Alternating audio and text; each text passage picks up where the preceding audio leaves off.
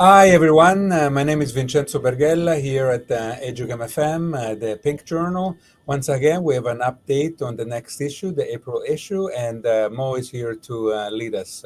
Hi Mo, how are you? Hi, good morning. How are you, Vincenzo?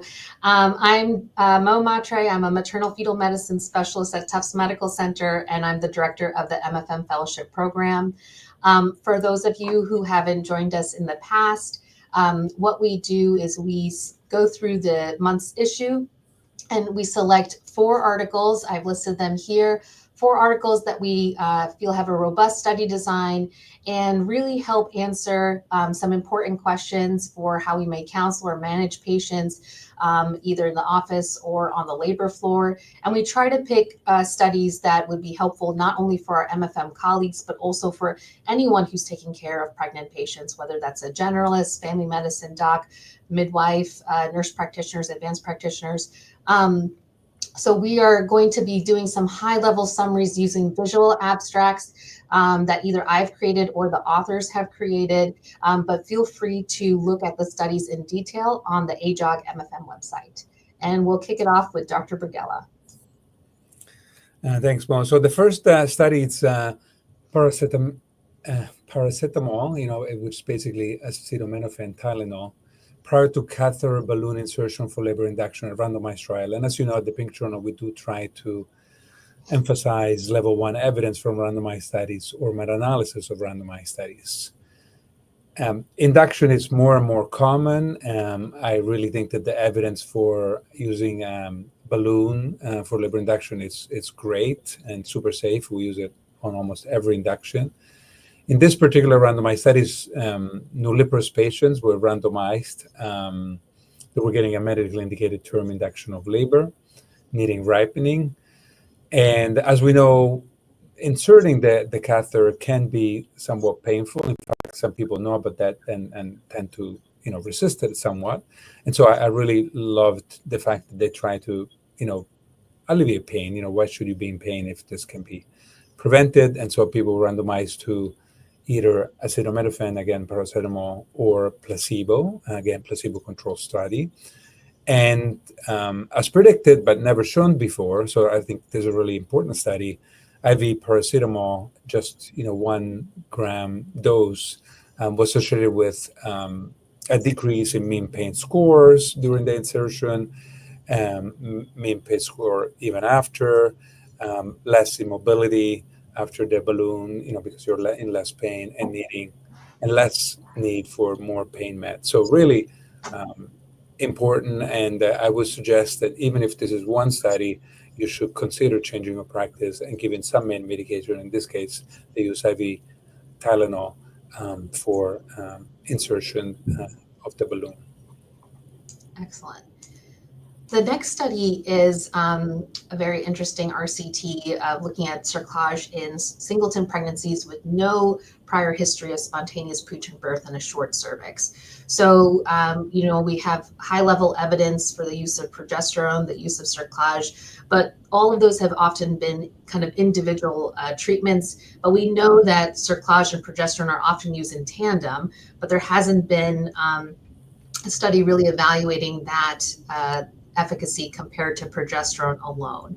And so for these patients, it was a multi-center trial, RCT, in both the US and Italy. They took singleton pregnancies with no history of prior preterm delivery. They all had universal cervical length screening at their anatomy scan, and patients who had a cervical length of 25 millimeters or less were randomized to either having nightly vaginal progesterone or having progesterone and having a cerclage placed within a week of starting the progesterone randomization. Their primary outcome was to then look at the rates of preterm birth less than 35 weeks. And they also had stratified it of 25 millimeters and under, and also 15 millimeters and under, just to see if there was a difference there. What they found was that the rates of preterm delivery less than 35 weeks in the cerclage and progesterone group were about 16%. which was a little bit less than the vaginal progesterone-only group, which is 23%. It was not statistically significant difference, but it was trending to having decreased rates of preterm delivery of less than 35 weeks.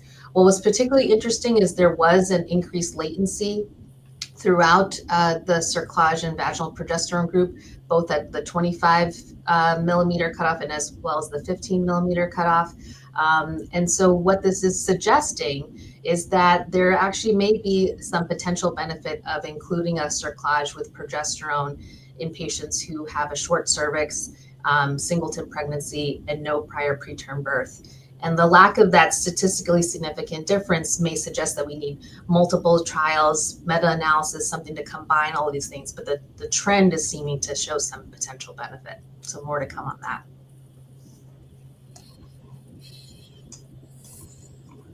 The next study is on cesarean delivery classification system.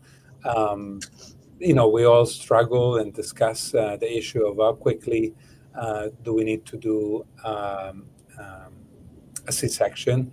And in this particular study, this group divided the classification system in, as you can see, a true crash done ASAP, B, 15 to 30 minutes, C, 30 to 90 minutes, D, really, even longer, and E, kind of, you have a planned C-section for breech. It can be done, anytime probably, maybe even tomorrow, if it's too busy today. And basically, this is with historic controls from their own thing, so pre-implementation, and then they implemented it. And after implemented it, they saw that their 5-minute upcurves were higher, while there were no differences in other outcomes. And their conclusion was that this classification system significantly improved 5-minute upcurve scores. The importance here is to have a system, and I'm glad that they showed some neonatal improvement.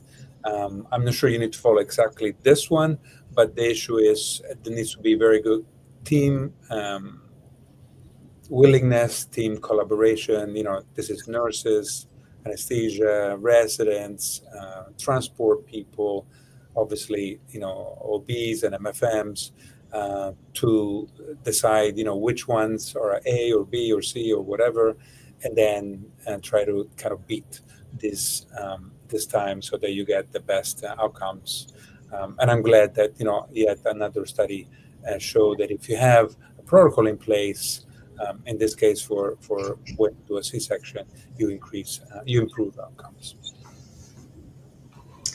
All right. And our last study that we're going to present today is the impact of inpatient nipple stimulation on labor duration. It's a systematic review and meta-analysis. So, the rates of induction and augmentation are going up. And you may have encountered, I certainly have encountered many patients who want to try to avoid pharmacologic methods of induction if possible. And there is certainly the use of nipple stimulation in the past as a non-pharmacologic method of induction, but there hasn't really been a study to evaluate how efficacious it is. And so that's what this group tried to do. They did a systematic review. They found in 6 databases, 7 RCTs of over 800 patients. And the RCTs were comparing nipple stim versus traditional induction of labor methods. And what they found is that in these studies, there did not appear to be a statistically significant difference in the total labor time, meaning from when they started that mode of induction to delivery, the rates of NICU admission, C-section rate, and postpartum hemorrhage. So certainly doesn't appear to cause any safety issues. But it was the difficulty they ran into is that the studies were just very different in terms of how much what the protocol was for nipple stimulation and the different kinds of study populations that they used. So what this study is showing is that it doesn't seem to impact the total labor time, but it seems to be safe, and certainly can be included as an adjunct with what are current standard induction of labor methods. But I think to actually identify it alone and if its efficacy is still to be determined. That's great, Mo. It's always a pleasure to spend time with you. Really, my gratitude for highlighting the studies and putting such good graphics and such succinct summaries together. Really, my pleasure. Your last words and bye, everyone. No, it's always been a pleasure. Thanks so much, everyone, for joining us, and we'll see you guys next month for another issue.